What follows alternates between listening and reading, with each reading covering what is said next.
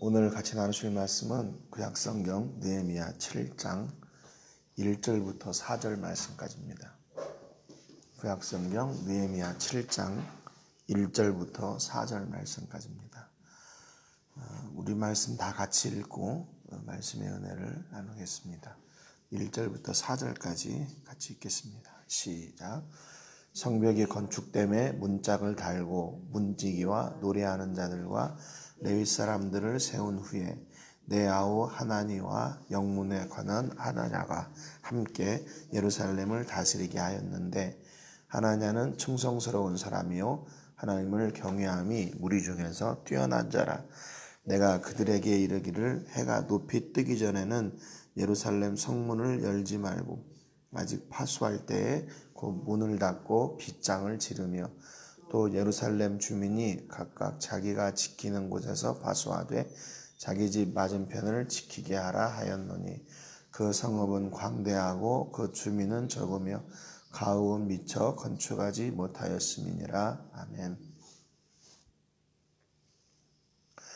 지난주 말씀을 통해서 예루살렘 성벽 재건의 역사를 방해하는 세력들이 외부에서 이스라엘의 또 내부에서 또 그 산발랏 일당들이 이제 또 개인적으로 느헤미야를 공격하고 하는 이런 모습들을 다 봤습니다. 그럼에도 불구하고 하나님의 선하신 뜻은 온전히 이루어졌고, 그 모든 방해했던 세력들 앞에서 하나님의 선하신 뜻이 세워지는 것을 보았습니다. 근데 이 모든 역사를 이루어냈던 중심에는 무엇이 있었나? 느헤미야의 기도와 그 기도를 통해 일하신 하나님의 은혜가, 하나님의 역사가 있었습니다. 그러니까 우리가 얼마나 능력이 있느냐, 또 경험이 있느냐, 재력이 있느냐, 이게 중요한 것이 아니라 그것이 하나님의 일이냐 하는 것이 중요한 것이고, 우리가 얼마나 그 일을 위해 지금 기도하고 있나 하는 것이 중요합니다. 제가 좀 발음이 이렇게 조금 새는 것 같아도 이해해 주시기 바랍니다. 입안에 뭐가 나가지고요. 아무튼 이렇게 성전 재건의 역사가, 성벽 재건의 역사가 제대로 맞춰졌습니다. 그리고 7장 1절에 보니까 성벽이 건축됨에 문짝을 달고 문지기와 노래하는 자들과 레위 사람들을 세운 후에 이렇게 기록을 하고 있어요. 성벽을 재건한 후에 이제 성문들을 이렇게 달았습니다. 여기는 이제 문짝을 달고 이렇게 하나만 단수로 기록이 되어 있는데, 사실은 성벽의 문들입니다. 그래서 성을 둘러싸 있는 곳에다가 이렇게 문들이 있었어요. 그래서 거기에 벽을 먼저 건축하고 그 다음에 성벽의 문에 있는 문짝들을 이렇게 달았습니다.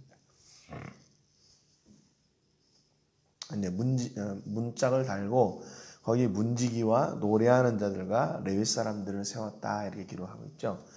근데 문짝을 달고 문지기를 세웠다는 것은 이해가 되는데, 노래하는 자들과 레위 사람들을 세웠다는 것은 성벽 재건의 역사하고 좀 다른 것 같아요.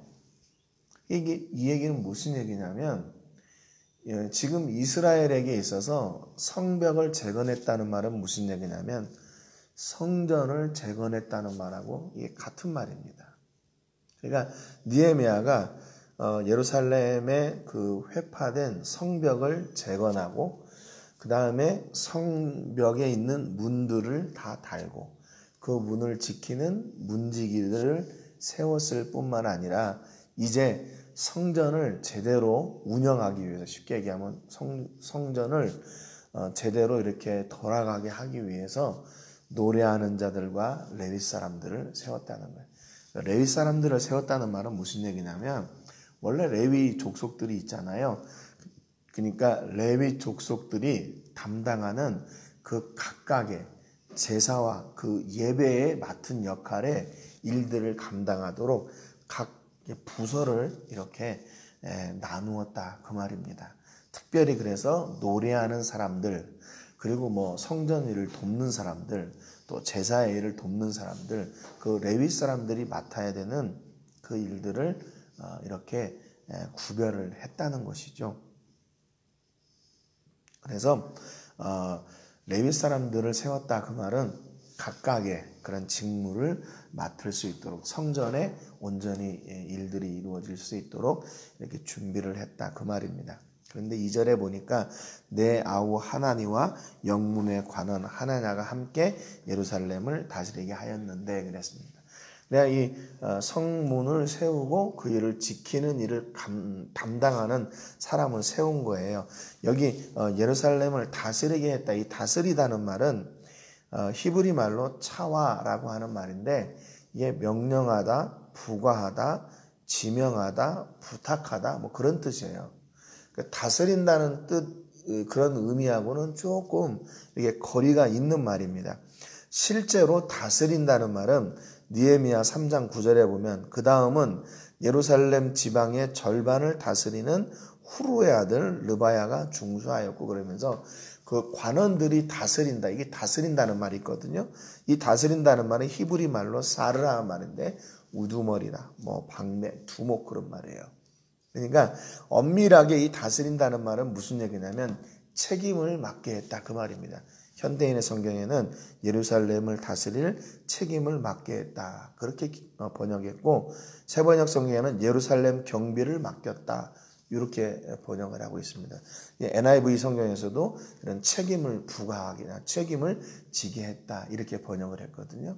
그러니까 그 말이 더 맞는 것 같아요. 여기 뭐 다스렸다 그 말보다는 예루살렘 성벽을 이렇게 지키는 일을 앞에서 이렇게 주관했던 그런 책임자가 이 느헤미야의 동생 하나니와 또 그 영문을 지켰던 지휘관 하나냐가 이 일을 했다, 책임을 지고 감당을 했다 그 말입니다.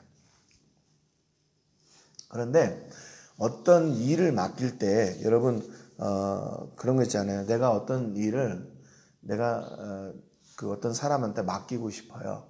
그래서 이거를 다른 사람들한테 설득을 하려고 합니다.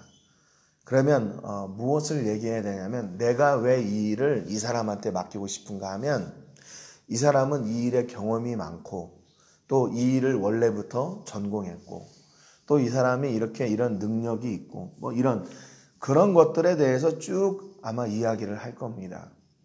그런데 느헤미야가 이 하나니와 하나냐를 선택했던 그 이유, 사람들에게 이 사람들을 피력했던 그 이유가 있는데 뭐냐면 하나는 충성스러운 사람이고 하나님을 경외함이 무리 중에서 뛰어난 사람이다 이렇게 얘기합니다. 엄밀하게 보면 실무하고는 좀 관계가 없는 것 같아요. 그렇잖아요? 성문을 지키는데 하나님을 경외하는 게 왜 필요합니까? 그렇잖아요? 성문을 지키는 데는 그냥 성문을 잘 지키면 되는 거예요. 그런 능력이 많으면 되는 겁니다. 그런데 느헤미야는 이 사람은 충성스러운 사람이고 이 사람은 하나님을 경외하는 사람이야. 이렇게 얘기해요. 그러니까 느헤미야의 설득력은 세상 사람들에게는 별로 어필이 안 되는 거예요. 별로 이렇게 동의할 수 없는 그런 이렇게 채용 이유입니다. 채용 사유가 돼요. 이 사람이 어떻게 그 당시 리더에게 이렇게 발탁이 되었을 정도 됐다면 경험도 많고 뭐 능력도 있고 뭐 이래야 되는데 이 아닌 거죠. 충성스러움이라는 것은 뭐냐면요. 능력보다 더 뛰어난 것을 이야기합니다. 그래서 여기 그 NIV 성경에 보면 왜 내가 이 사람을 택했냐면 이 사람의 충성심과 하나님을 경외하는 것이 다른 사람들의 것보다 더 뛰어나다 이렇게 얘기해요. 이게 지금 우리 한글로는 이게 좀 설명하기가 좀 애매한데 NIV 성경에서 보면 fear the God more than most people do 그랬어요. 그러니까 이 하나님을 경외함, 충성스러움의 결과가 있었던 사람들이에요. 그러니까 충성이 중요하냐, 능력이 중요하냐, 세상이 얘기한다면 세상은 능력을 중요하다고 이야기할 겁니다. 그런데 하나님의 일은 충성이 중요하다 그렇게 얘기해요. 충성은 뭐냐? 느헤미야가 걸어왔던 삶이에요. 느헤미야가 어떤 역경과 어려움 앞에서도 흔들리지 않고 하나님의 일에 딱 서 있었던 거, 그 현장에 있었던 거. 흔들리지 않고 하나님만 바랐던 거. 흔들리지 않고 하나님만 기대했던 거. 그게 바로 충성이에요. 그러니까 능력은 어디로부터 오냐면요. 이 충성으로부터 능력이 나오는 것이죠.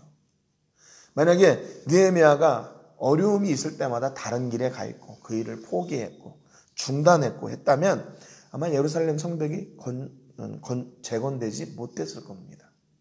그런데 그 어려움 중에도 하나님을 기대하고 하나님을 바라고 기도하고 그 역사의 현장에 있기를 중단하지 않았어요. 그러니까 그 충성을 통해서 하나님의 일이 이루어진 겁니다. 충성을 통해서 능력이 나타났던 거예요. 그러니까 하나님의 일은 무엇이 우선인가? 하나님 앞에서는 충성이 우선이에요. 그리고 하나님을 경외하는 믿음.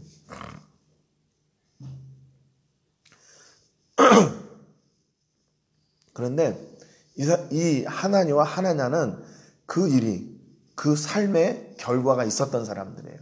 열매가 있었던 사람들이에요. 느헤미야가 그들의 삶을 보니까 하나님을 경외하는 그 삶, 그 열매들, 하나님 앞에 변함없이 충성하고 하나님을 바랐던 그 삶의 결과들이 있었다는 겁니다. 느헤미야가 사람을 선택하는 기준은 뭐였냐? 저 사람이 얼마나 일을 잘하냐? 얼마나 능력이 있냐? 그것을 본 것이 아니라 얼마나 변함없는 사람이냐? 그걸 봤어요. 여러분은 어떠십니까? 여러분은 여기에 동의하십니까? 세상은 무엇으로 줄을 세우냐면 능력으로 줄을 세워요. 너 얼마나 잘할 수 있어? 얼마나 잘할 수 있어? 또 얼마나 너 해봤어? 그런 걸로 줄을 세워요. 그런데 하나님은 이렇게 말하면 조금 그렇지만 하나님의 일은 충성으로 줄을 세우는 거예요. 충성으로.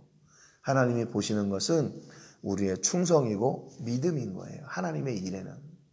하나님의 일은 그러니까 변함없어야 돼요. 변함없어야 돼요. 특별히 교회나 선교 사역 가운데서 그런 일들이 있는 것 같아요.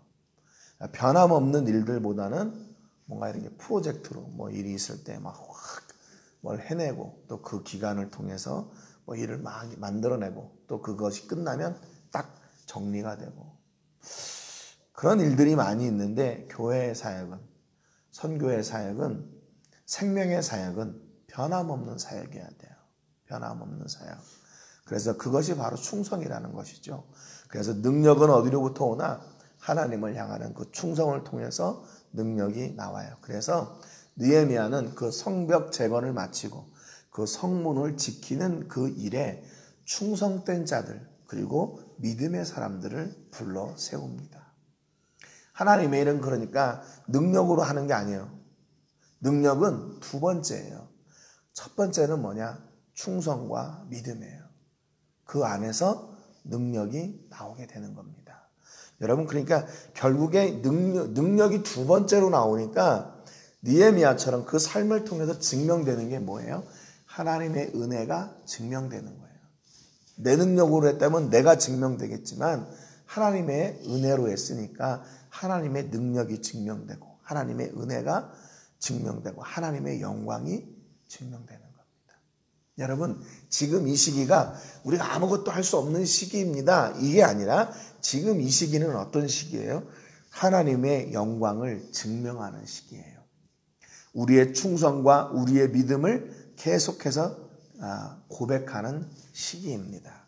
그래서 그 열매를 통해서 하나님을 영화롭게 하고 그 열매를 통해서 하나님이 우리를 온전하게 사용하시는 그런 준비되는 시간이 되는 것이죠.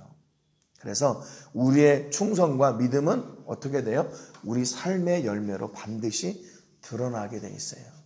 그래서 그걸 사람들이 보게 됩니다. 네.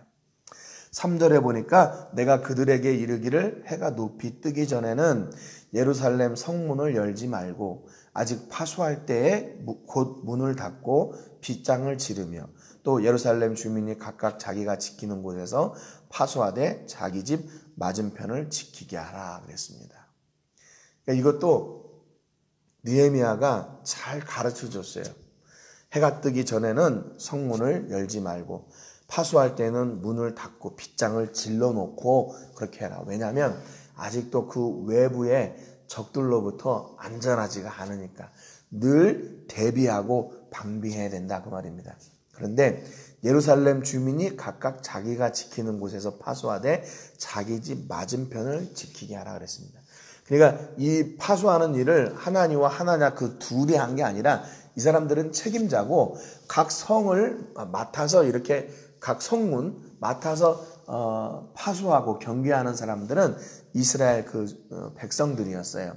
왜냐하면 4절에 보니까 그 성읍은 광대하고 그 주민은 적으며 가옥은 미처 건축하지 못하였음이니라 그랬습니다. 그러니까 예루살렘 성벽을 재건할 때 느헤미야가 처음에 먼저 이렇게 암행을 돌잖아요. 그런데 그때 보니까 전부 다 건물들이 파쇄되고 무너져가지고 짐승 하나 지나다닐 길이 없을 정도로 그런 파쇄된 그런 상황이었어요. 그럼에도 불구하고 집을 먼저 짓지 않고 예루살렘 성벽을 먼저 지었어요. 그래서 일단 성벽을 짓고 그리고 그 다음에 이 가옥들을 지으려고 했던 겁니다. 그래서 지금 상황은 보니까 성읍은 이제 딱 재건이 돼가지고 딱 겉모습이 보이고 엄청 커졌어요. 커요. 그런데 그 안에 아직 살 수 있는 그런 장막들이 적으니까, 집이 적으니까 그 안에 있던 사람들이 자기 집 맞은편에 있는 성문을 이렇게 다 지키도록 했다는 겁니다. 그러니까 함께 한 거예요. 이것도 함께. 지키는 것도 함께 했어요. 여러분, 오늘 우리 삶 가운데서요, 이제 혼자 사는 것은 없습니다. 혼자 사는 것은 없어요. 독불장군은 없어요. 왜냐하면 이제는 같이 해야 돼요. 같이. 성벽도 같이 짓고 이제 뭐 할까요? 집도 같이 짓고 하나님의 나라도 같이 세워가고 교회도 같이 세워나가는 거예요. 같이요. 요즘 세계에서는 공유경제다. 그래서 그런 이제 쉐어링하는 그런 문화가 많이 이렇게 발전이 되고 사용들을 하고 있지요. 그게 이렇게 같이 하고 같이 일하고 나누는 그것이 바로 성경의 원리입니다. 혼자 나누는 게 아니라 하나님과 함께 그리고 이웃과 함께 이 일을 감당하는 거죠. 오늘 여러분의 삶 가운데서 내가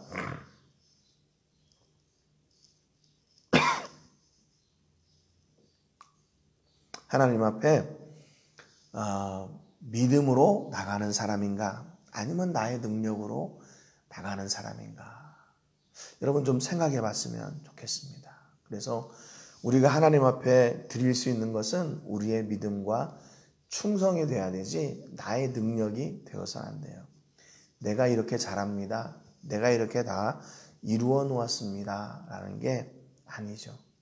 그래서 철저하게 우리는 하나님의 은혜를 바라고 하나님의 은혜를 구하는 그런 사람들이 되시기를 주님의 이름으로 축복합니다.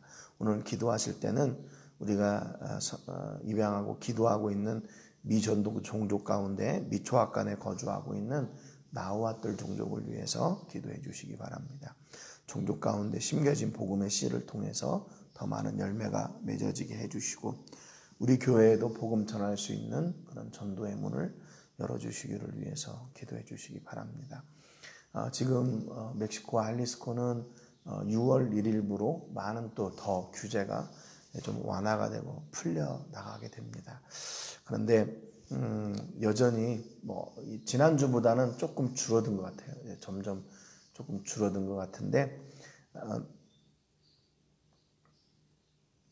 여러분 더 기도해 주시고 더 6월 중에는 속히 예배가 이렇게 회복될 수 있도록 위해서 기도해 주시기 바랍니다. 오늘 말씀처럼 변함없는 충성과 온전한 믿음으로 세워지는 우리 교회, 우리 성도들 그리고 우리의 사역들이 될 수 있도록 위해서 기도해 주시기 바랍니다. 제가 이 말하는데 조금 이렇게 불편해하는 건 지금 이가 아파서 그 안에 뭐가 나가지고 제가 지금 침 삼키기도 조금 힘든 그런 상황입니다. 그래서 또 혹시 저를 위해서도 같이 좀 기도해 주시기 바랍니다. 말씀 듣는데 좀 불편하게 해드려서 죄송하고 기도하겠습니다. 제가 먼저 기도하고 같이 기도하겠습니다. 하나님 아버지 감사드립니다. 오늘도 말씀을 통해서 하나님이 우리의 능력을 보시는 분이 아니라 우리의 믿음과 충성을 보시는 분임을 저희가 다시 한번 생각해 봅니다. 세상은 우리의 능력을 따라 줄을 세워놓지만 하나님은 지금도 하나님을 기대하는 사람, 하나님을 찾는 사람을 찾고 계시고 우리의 믿음의 삶을 통해서 맺혀진 그 열매들을 보고 계시는 하나님인 줄 저희가 믿습니다. 하나님 오늘 우리 모든 성도들이 하나님 앞에 믿음과 충성으로 서는 성도들 되게 해주시고 그로 말미암아 하나님 앞에 강건하게 세워지는 우리 교회와 우리 성도들과 선교지와 사역들이 될 수 있도록 인도해 주시고 붙잡아 주시옵소서. 아버지, 저희들이 지금은 어두운 것 같은 시기를 살고 있습니다. 그러나 하나님은 여전히 우리를 통해 일하고 계시고 우리가 사역 겉으로 드러나는 사역 가운데는 있지 않지만 우리의 삶 속에서 하나님을 더욱더 깊이 체험하고 있고 그 은혜가 더욱 깊이 새겨지고 있음을 고백합니다. 그래서 아버지 이 시간이 바로 준비의 시간이며 여전히 하나님께서 일하고 계시는 그 대로를 준비하는 시기인 줄로 믿습니다. 오늘 저희들에게 귀한 은혜를 내려주시고 하나님의 선하신 역사가 삶 가운데 동일하게 역사되게 하시며 그로 말미암아 우리가 믿음의 사람인 것이 우리가 충성된 사람인 것이 증거되게 하여 주시옵소서. 우리의 삶을 통해 오늘도 영광 받으시고 찬양 받아 주옵소서. 감사와 영광 올려드리고 예수님의 이름으로 기도합니다. 아멘.